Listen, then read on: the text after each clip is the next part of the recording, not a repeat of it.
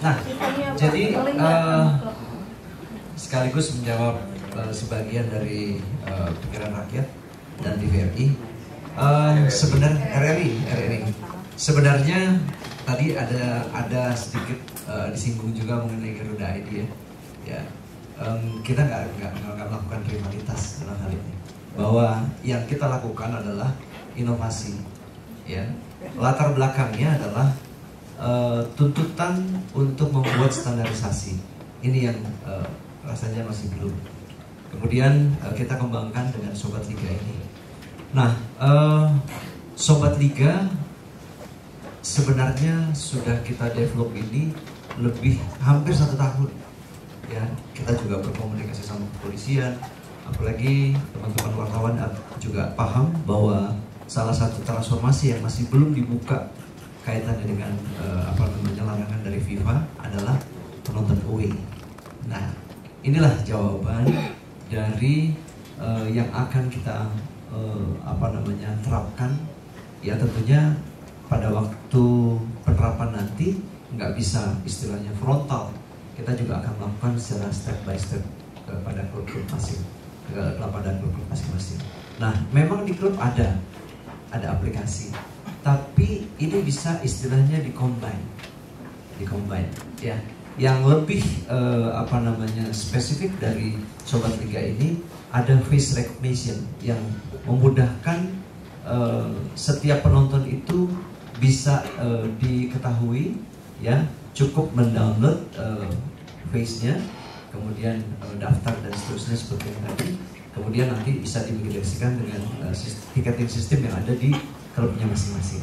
Nah, jadi ini nggak tumpang tindih, pasti tidak tumpang tindih. Nah, kemudian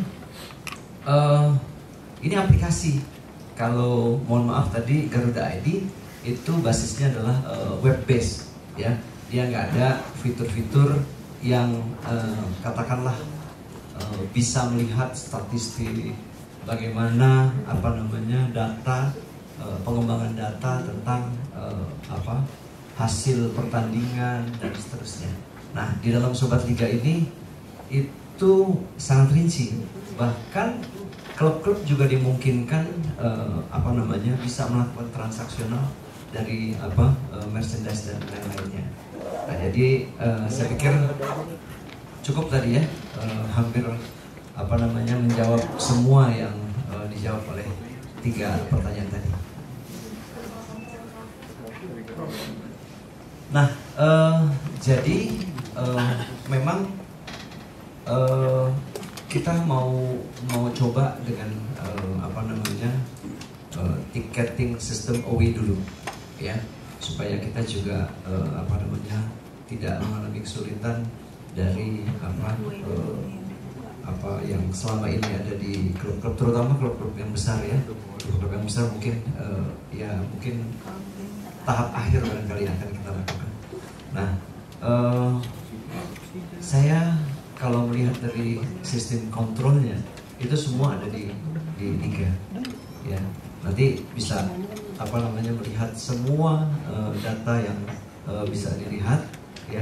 Itu juga kita share ke klub masing-masing untuk bisa juga dilihat seperti apa ini sistem kontrol sistemnya.